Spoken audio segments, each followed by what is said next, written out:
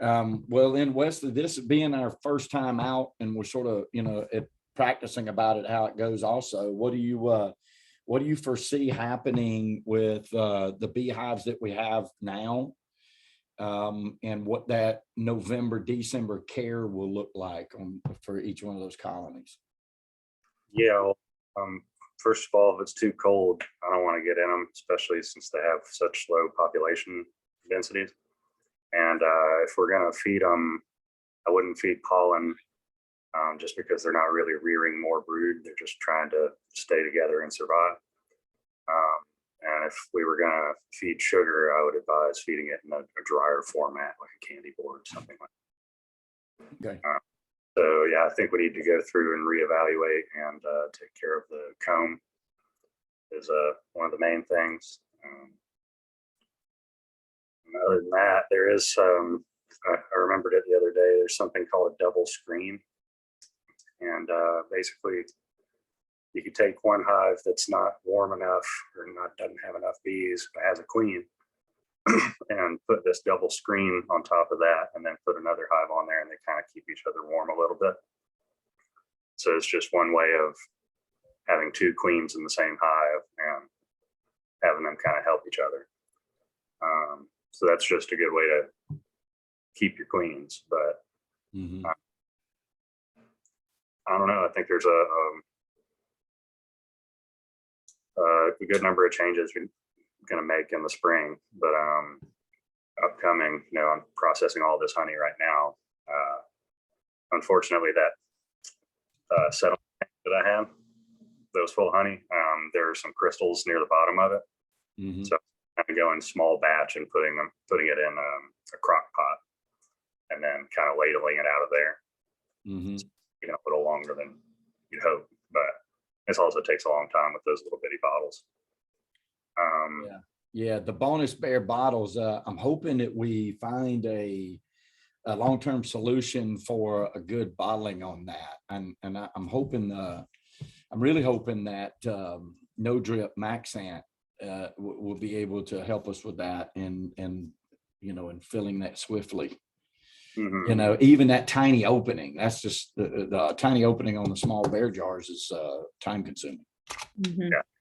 Yeah, if you get one little coil of honey on the rim, then it just makes it bubble, and it tends to follow itself. Yeah. What my grandpa always said? He said, like, when you go to the refrigerator, like to the freezer, to get ice for your drink, you should take the first cube and just go ahead and throw it on the ground, because you're always going to have one that's going to fall out of your hand and land on the kitchen floor every time. Right. So you just go ahead and just get rid of it. You know what I mean? So so you ought to just, like the first bear honey, like you just coat the outside with honey. Just go ahead and just rub it all over your hands and everything. Just get it there, because it's going to happen anyway. Right. Yeah. At least it's good for your skin, I guess. Yeah, exactly.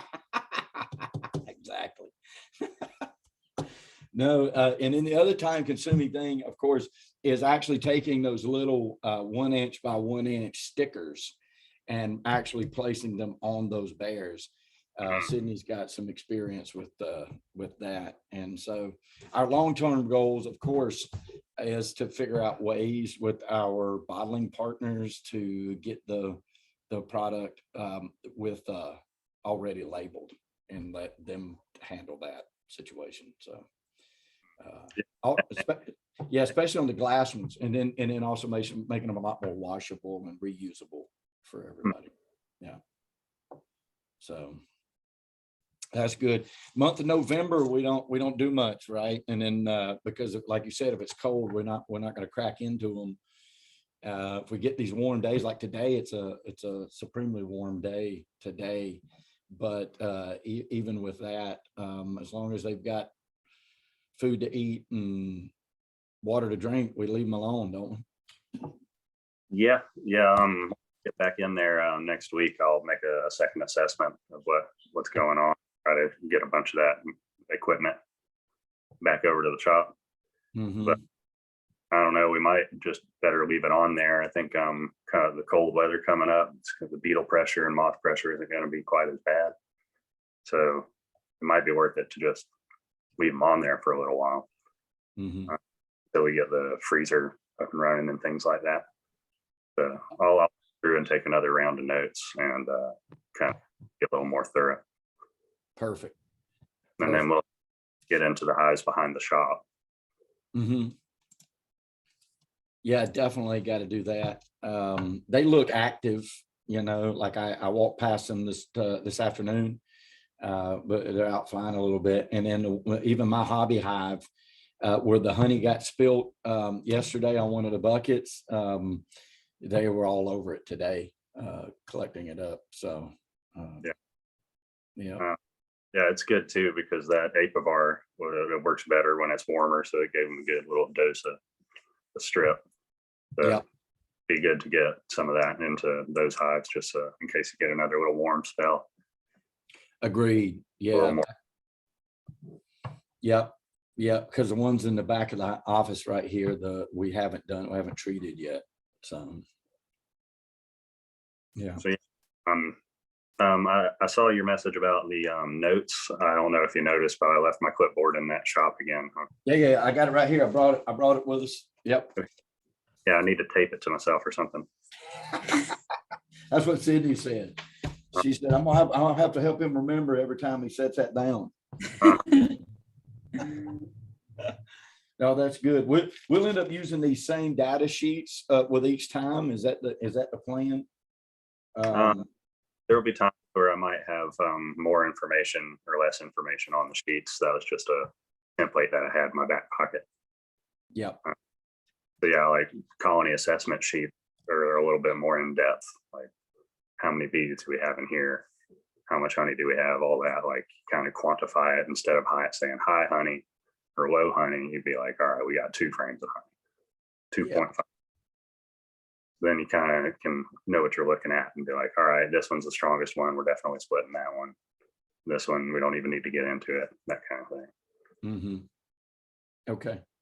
It's helpful because if the way I make splits, I shake all the bees down the day before, I put an excluder down, and then they filter back up, and I can just take that. Yes. I like that method. I always, because of my inexperience in doing it, I liked it better that way. Mm-hmm. Yeah. Some emerging brood up top and some larvae and a frame of pollen and a frame of honey, and just take it off and take the bees with it. Yeah. So I've had occasion where I've done that and then forgot it. I didn't do the split. And then I come back and they've actually queen celled in that upper chamber. Mm-hmm. And yeah. I've seen that happen. And then I was like, wow, I wasn't even doing what I was supposed to be doing. And then this happened and I could have just picked it up. And I did, just picked it up and walked off with it, and took it to another yard and it worked. Mm-hmm. Yeah. So yeah, so I'll go in, say on Monday, and then shake all the bees down, move the brood up, and then come back 2 days later, and then just have all the stuff ready for them, bottom boards and all that. Mm-hmm. And yeah, you could look for the queen every time. Probably, you'll have less losses, but it sure does take a long time. Yeah. You might kill her on accident in the process. Yeah. Or damage her one. Yeah, that and then to move to the size that we want to get, to get to 300, 400 hives, and that's sort of an update, to people. We're really ambitious, and we wanted to be at like 400 or 500 hives already, but Westley brings a lot of experience to us, and our growth pattern might be numbers wise, it might be a slower than that, but I really feel like strength wise, which is far more important, we're going to be in a better position. And we're moving to those 8 frame deeps that we're going to build those out on, which I really feel good about. Yeah.